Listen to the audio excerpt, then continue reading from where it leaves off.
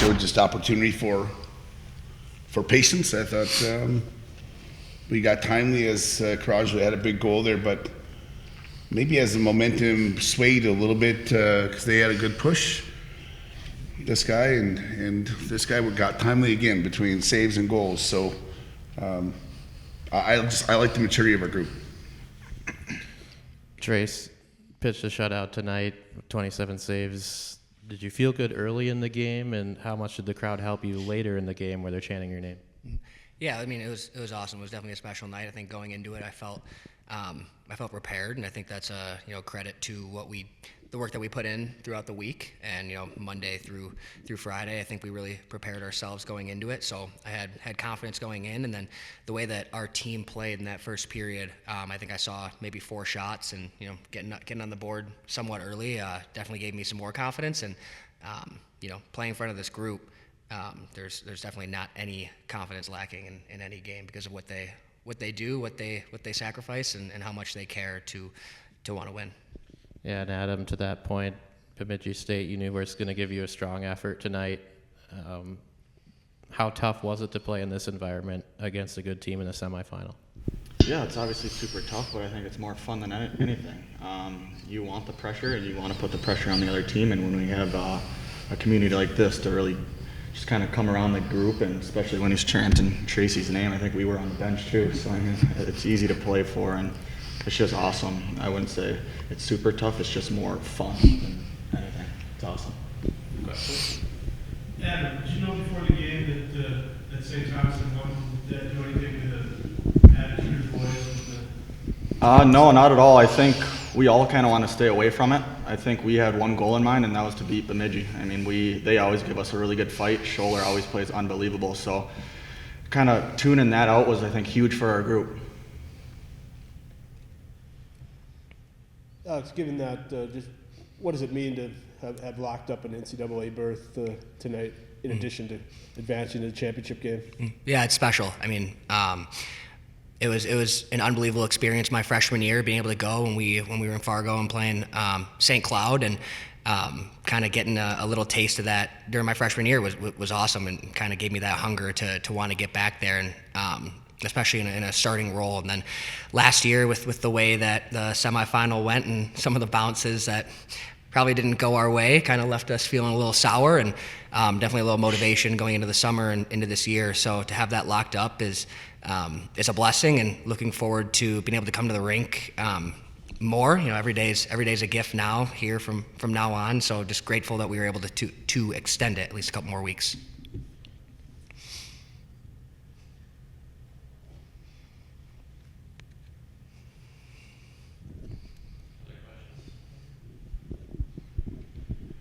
Coach, fans are calling Kranick Mr. March. Thoughts on the nickname? I'm all for it. He wants to play. Hopefully he's Mr. April. It's just good. He deserves it. He plays such a great, honest game, night in, night out.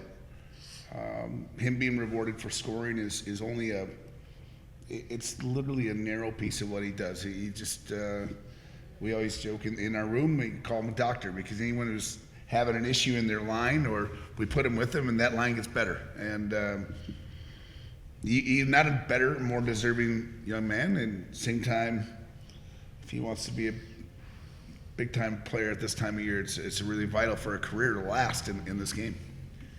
You guys definitely won the neutral zone battle and the transition battle tonight.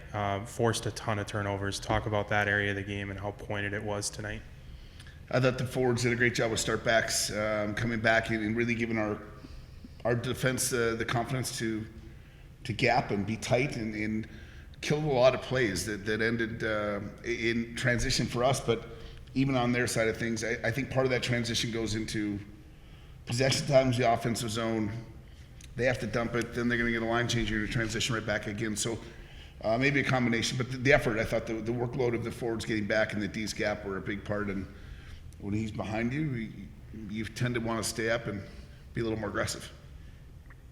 This is a pretty storied rivalry between Bemidji and Mankato.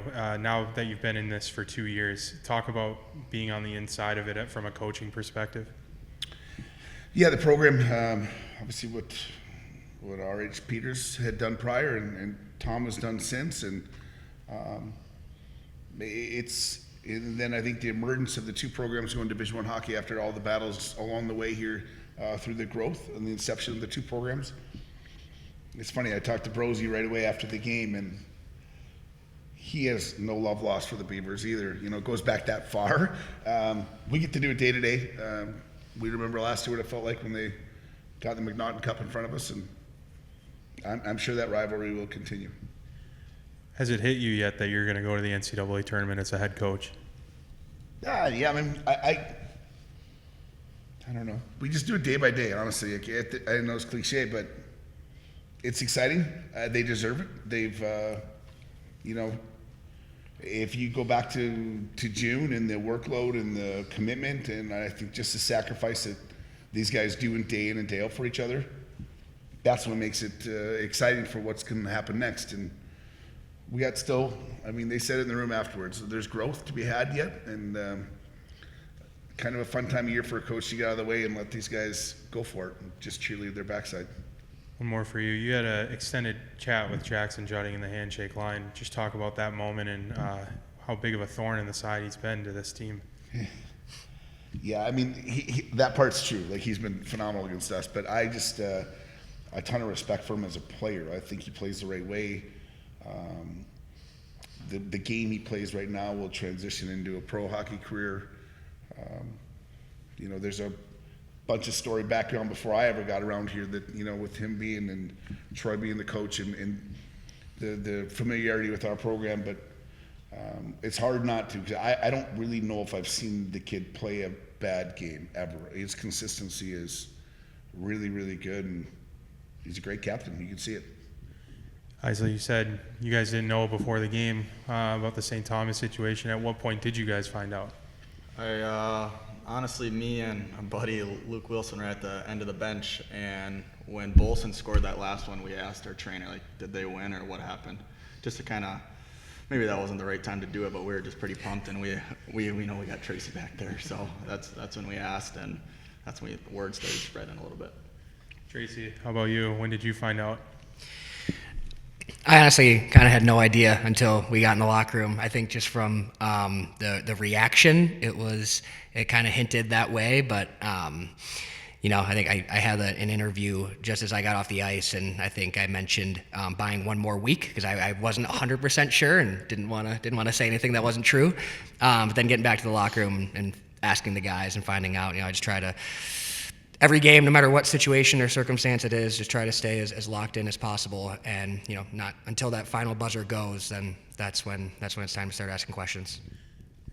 You've had an incredible year, obviously, but I want to give you a chance to talk about the guys in front of you, specifically the defensemen, and in some of them that go unnoticed, like Campbell Psychos, who I don't think I've seen him make a mistake this year, and that's true up and down that defensive group. Talk about those groups, those guys in front of you. Yeah, it's everybody. I mean, it's such an honor to be playing behind this group, and you know, any award or accolade or anything that I've been getting this year is simply just a byproduct of our group's buy-in, and from starting at the top all the way down, coach and the staff that he brought on, and kind of a mess that it was a year ago, and what he's done with the program ever since, building that culture and bringing in some guys, and the guys that were already here, showing that they wanted to stay at this program, I think really bonded us together. And you can just tell from the forwards, top line down, and the defensemen, everyone, like, we all care about each other and we want to win.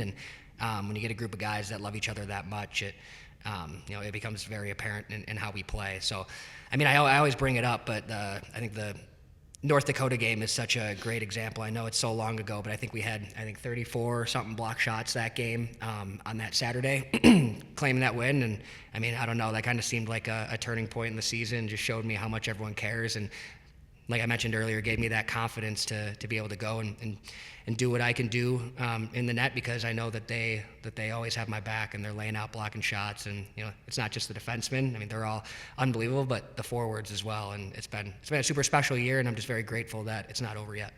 Thanks, guys. Nice, the second period, we had a pushback from the team. Walk us through your goal, you know, the kind of stop the push here from Bemidji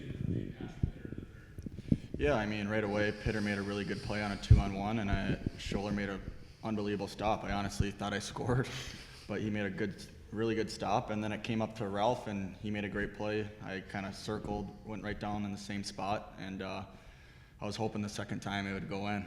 I haven't scored on Scholler at all, honestly, in 3 years, and I played with Fairbanks and Youngstown with him, so that felt good. But then the second one, I mean, Pitter's, he's an unbelievable player, and I'm just super lucky to play with a guy of that caliber. I mean, he makes plays, and it just looks easy to that guy. So I'm just super lucky. I just saw him going down. I know something would happen if I went to the backside there, and he found me. So awesome, and just super excited to be playing with those guys.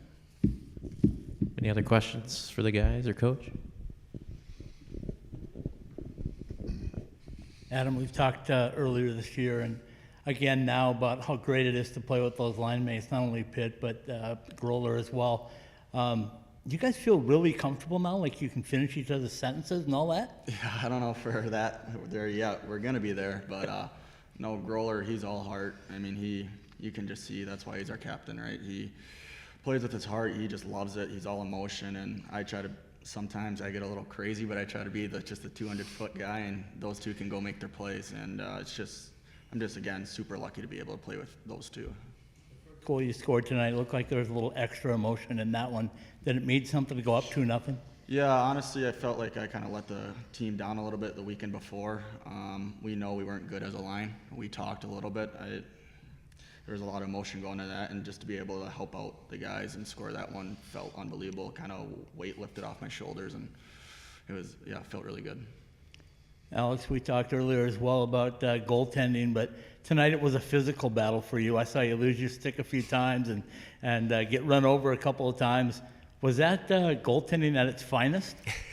Yeah, I mean, it was fun, but that's, not unexpected, especially in a game like this where you got two teams who seasons are on the line, and so definitely didn't come as a surprise, and it honestly makes it more fun, kind of getting bumped around a little bit, makes you play with a little bit of an edge. And yeah, it was just a blast playing with these guys in front of the crowd that we had, and the emotion and passion that this community has for our team, and their support doesn't go unnoticed. And it was just a very, very special night. So very grateful. Coach, we talked about building blocks, and now this one is a 4-0 shutout victory. Is this a pinnacle yet, or can you still climb to the mountain? Oh, I think there's still better hockey coming. I think the guys have done a really good job. They come after it day by day. It's that time of year, as a coach, you're trying to just cheerlead, make sure they're in the best mind space that they can get into, kind of get out of their way with some new information, but make sure they're ready. And these guys got each other's backs, and we couldn't use the word love enough, and they love coming to the rink every single day. We talked about time being a thief, and if we get another moment with each other, it counts. And I just think there's more to come. What do you guys expect from St. Thomas? I happened to see that one before I got here today, so I have a little feel for what they're playing like, but what's the game plan against them? Well, they've been on fire. I mean, if you sleep at the wheel, they've got the offensive opportunity to turn things into their favor quick. It'll be a good game. I mean, the games we've played against them have been close and tight, and there's been some battle scars along the way. You got to take care of that top group that seems to be a thorn in everyone's side and be on the score sheet, and got to get to the net. Sides has been on fire. It's pretty neat to see like the maturation of a kid. Like he was on my team years ago in junior hockey, and just to see where he's got to is good for him.